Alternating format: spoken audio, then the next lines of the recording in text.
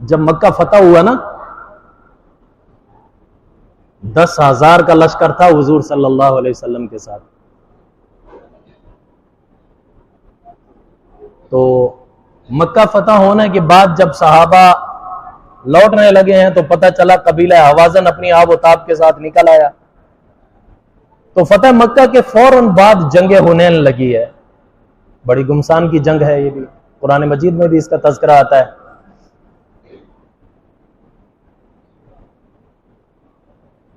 اس جنگ میں پہلے تو مسلمانوں کو شکست ہونے لگی تھی، پھر اللہ تعالیٰ نے مدد کی، مسلمانوں کو فتح نصیب ہوئی.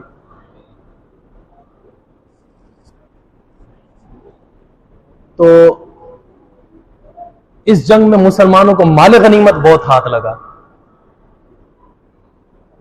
جس میں سب سے زیادہ جو ہے نا مویشی مال سب سے زیادہ ہاتھ لگا. بکریاں، اونٹ، گائے بہت زیادہ ہاتھ لگے. اتنے کسی جنگ میں مسلمانوں کو اتنا بڑا مال غنیمت نہیں ملا جتنا جنگ حنین میں ملا ہے. تو آپ صلی اللہ علیہ وسلم نے فوراً اس مال کی تقسیم کا ارادہ کیا. تقسیم کن میں کیا؟ جو اپنے تھے ان کو کچھ بھی نہ دیا، جو نئے نئے مسلمان ہوئے تھے ان کو بے بہا دیا، اور اسی طرح وہ کافر جو جنگ لڑنے کے لیے مسلمانوں کے خلاف نکلے نہیں تھے، اپنے گھروں میں رہے، انہوں نے جنگ میں حصہ نہیں لیا، حضور صلی اللہ علیہ وسلم نے ان کو بھی دیا تاکہ ان کے دل اسلام کی طرف مائل ہو جائیں. قرآن مجید میں ان کو مؤلفۃ القلوب کہا گیا.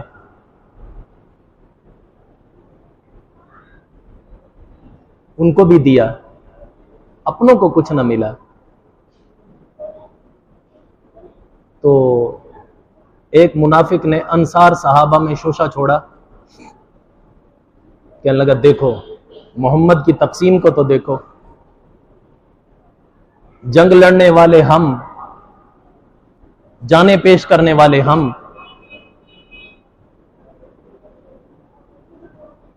جب مال تقسیم کی باری آئی تو ان کو دیا مال کہ جن کے خونوں سے ہماری تلوار ابھی بھی تر بتر ہیں، ابھی تک ہماری تلواروں سے ان کے خون ٹپک رہے ہیں.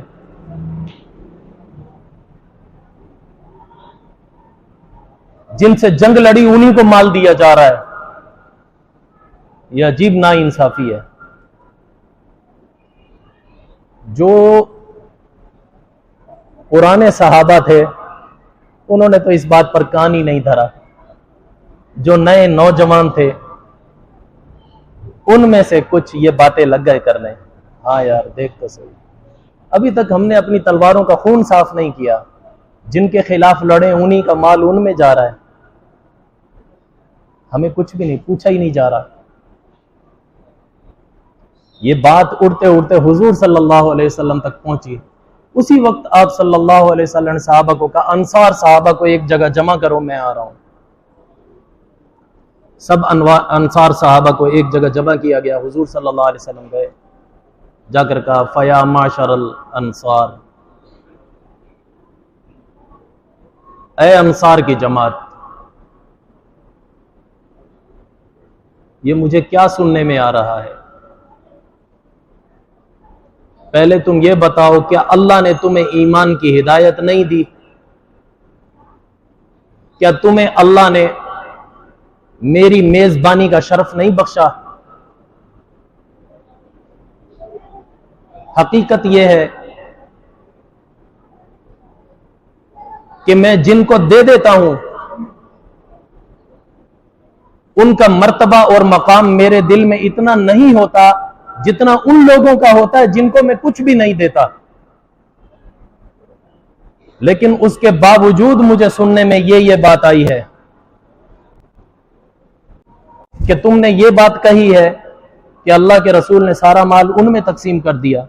بھلا مجھے بتاؤ جب ہم واپس لوٹیں گے، ہر کوئی اپنے گھر کو لوٹے گا، کچھ لوگ ایسے ہوں گے جو بکریاں لے کر جا رہے ہوں گے، کچھ ہوں گے جو گائے لے کر جا رہے ہوں گے، کچھ ہوں گے جو اونٹ لے کر جا رہے ہوں گے، اور تم ہوگے جو محمد الرسول اللہ کو لے کر جا رہے ہوگے.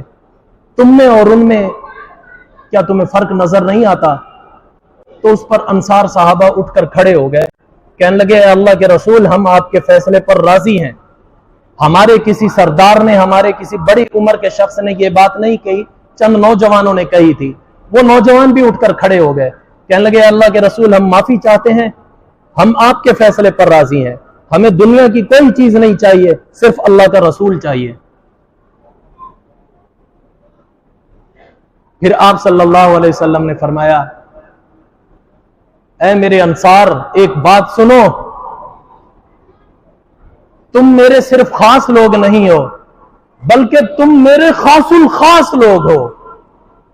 یہاں تک آپ صلی اللہ علیہ وسلم نے فرمایا لو سلک الناس وادیا وسلک الانصار وادیا واللہ لسلکت شعب الانصار، اگر لوگ ایک راستے پر چل رہے ہوں اور انصار صحابہ دوسرے راستے پر چل رہے ہوں، اللہ کی قسم میں اس راستے پر چل پڑوں گا جہاں پر انصار چل رہے ہیں۔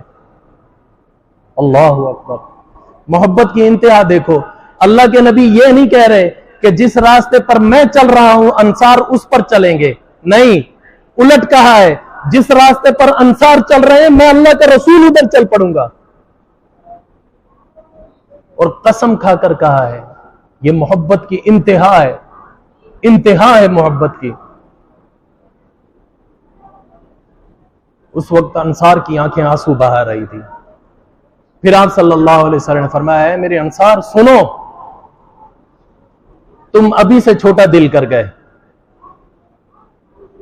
میں جب تک زندہ ہوں، دنیا میں موجود ہوں، تمہارے ساتھ کسی قسم کی نا انصافی نہیں ہوگی۔ ہاں، جس دن میں دنیا میں نہیں رہوں گا تم بہت ساری ایسی باتیں دیکھو گے، تمہیں نظر انداز کیا جا رہا ہوگا، تمہارے ساتھ نا انصافیاں ہو رہی ہوں گی، تمہارے مد مقابل مہاجرین کو اور غیر مہاجرین کو ترجیح دی جا رہی ہوگی، لیکن اس وقت تم کیا کرنا؟ فَاصْبِرُوا فَاصْبِرُوا حَتَّى تَلْقَوْنِي عَلَى الْحَوْضِ، تم سہ جانا، برداشت کرنا، صبر سے کام لینا، یہاں تک کہ تمہاری اور میری ملاقات ہو حوض کوثر پر۔ یہ نہیں کہا اپنے حقوق کے لیے کھڑے ہو جانا، اپنے حقوق کی جنگ لڑنا، اپنے حقوق چھین لینا نہیں کہا، بلکہ کیا کہا؟ سہ جانا، درگزر کر دینا، یہاں تک کہ تمہاری اور میری حوض کوثر پر ملاقات ہوگی۔ اور انصار صحابہ نے یہ بات ایسی اپنے پلے باندھی، ایسی اپنے پلے باندھی۔ میں قرآن یا حدیث تو نہیں کہہ رہا، آپ تاریخ اسلام اٹھا کر دیکھ لو، اسلام کی ہسٹری دیکھ لو، مشاجرات صحابہ ضرور ہوئی ہے، صحابہ میں آپس میں جھگڑے ہوئے ہیں، لڑائیاں ہوئی ہیں، لیکن کوئی ایک لڑائی، ایک جھگڑا بھی ایسا نہیں ہے کہ جس میں کوئی ایک انصار صحابی اٹھ کر کھڑا ہو گیا ہو، میرا حق ہے جی میں لینا چاہتا ہوں، اس نے تلوار اٹھا لی ہو، کبھی نہیں ہوا۔ پہلی لڑائی ہوئی ہے حضرت عثمان غنی کی اور محمد بن ابی بکر صدیق کی۔ حضرت عثمان غنی کی طرف حضرت علی ہیں، حضرت امام حسن ہیں، حضرت امام حسین ہیں اور بہت سارے صحابہ ہیں۔ اس طرف محمد بن ابی بکر ہیں، اس کے ساتھ بھی بہت سارے صحابہ ہیں۔ ادھر بھی مہاجرین ہیں، ادھر بھی مہاجرین ہیں، ایک بھی بیچ میں انصار نہیں ہے۔ وہ ایسا کنارہ کشو ہے ان چیزوں سے۔ اس کے بعد جنگ لگی ہے، جنگ جمل لگی ہے۔ ایک طرف حضرت امی عائشہ ہیں، ان کے ساتھ حضرت طلحہ ہیں، حضرت زبیر ہیں عشرہ مبشرہ میں سے، بڑے بڑے صحابہ ادھر ہیں۔ دوسری طرف حضرت علی رضی اللہ تعالیٰ عنہ ہے، حضرت محمد بن ابی بکر ہے، عمار بن یاسر ہے، بڑے بڑے صحابہ ادھر بھی ہیں۔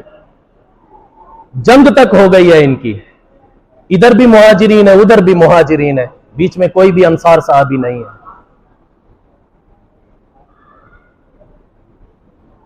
نہیں۔ پھر اس کے بعد جنگ صفین لگی ہے، ایک طرف حضرت علی کی فوج ہے، ایک طرف حضرت امیر معاویہ کی فوج ہے، ایک طرف بنو امیہ ہے، ایک طرف بنو ہاشم ہے، آپس میں جنگ لگی ہے، ادھر بھی مہاجرین ہے ادھر بھی مہاجرین ہے، بیچ میں کوئی انصار نہیں ہے۔ انصار ایسا کنارہ کش ہوئے۔ پھر اس کے بعد واقعہ کربلا ہوا ہے، ایک طرف بنو امیہ ہے ایک طرف بنو ہاشم ہے، آپس میں جنگ لگی ہے، صحابہ موجود ہیں لیکن انصار صحابہ میں سے کوئی ایک بھی بیچ میں نہیں آیا، ادھر بھی مہاجرین ہے ادھر بھی مہاجرین ہے، آپس میں لڑے۔ پھر اس کے بعد حضرت عبداللہ بن زبیر اٹھے ہیں خلافت کے لیے، ایک طرف بنو ثقیف ہیں، وہ مہاجرین میں سے بھی نہیں ہے انصار میں سے بھی نہیں ہے، دوسری طرف عبداللہ بن زبیر ہے مہاجرین میں سے ہیں، آپس میں جنگ ہوئی ہے لیکن بیچ میں ایک بھی انصار صحابی نظر نہیں آتا۔ آپ تاریخ اسلام اٹھا کر دیکھ لو، صحابہ نے ایسی یہ بات اپنے پلے باندھی، انصار صحابہ نے مر گئے ختم ہو گئے دنیا سے، اسلام کو پھیلایا دنیا میں، دنیا کے کونے کونے تک انصار صحابہ پہنچ گئے اسلام کی خاطر، لیکن آپس کی جنگوں میں اقتدار کی جنگ میں اپنا حق لینے کے لیے کبھی نہیں اٹھے۔ کیا تھا؟ حضور کا فرمان تھا اصبروا حتی تلقونی علی الحوض، صبر کرنا سہ جانا، تمہیں نظر انداز کرتے ہیں بھلے ہو جانا، کب تک؟ جب تک تمہاری میری ملاقات نہ ہو جائے حوض کوثر پر۔ یہ ہمارے نبی نے سہ جانا سکھایا، ایک طرف زیادتی کرنے والے کو سکھایا نہ کر، دوسری طرف جس پر ہو رہی ہے اس کو سکھایا سہ جا۔ ایسا اعلیٰ دین اللہ نے ہمیں دیا ہے۔ ہم پھر بھی کہتے ہیں انگریز کا قانون اچھا ہے، انگریز کی ثقافت اچھی ہے، انگریز کی تہذیب اچھی ہے، کہ تمہاری تہذیب اور ثقافت میں کون سا عیب نظر آ رہا ہے؟ کون سی بات ہے جو اللہ کا رسول ہمیں سمجھا کر نہیں گیا، بتا کر نہیں گیا؟ ذرا بتاؤ تو صحیح۔ اصل قصور ہمارا ہے، ہم دین کا دعویٰ تو کر رہے ہیں، اب تک دین میں پورے داخل نہیں ہوئے۔ اللہ ہم سے یہی کہتا ہے ادخلوا فی السلم کافہ، ایمان والو جب اسلام لا ہی چکے تو پورے کے پورے دین میں آ جاؤ نا، پھر دیکھو نا کیا چیز حق ہے کیا نا حق ہے، پھر دیکھو نا کیا اچھا ہے کیا برا ہے۔ قصور ہمارا ہے، ہم اس طرف آتے نہیں، اس وجہ سے ہمیں غیروں کی تہذیب اچھی لگتی ہے، غیروں کے طور طریقے اچھے لگتے ہیں، اپنے طور طریقے ہمیں اچھے نہیں لگتے۔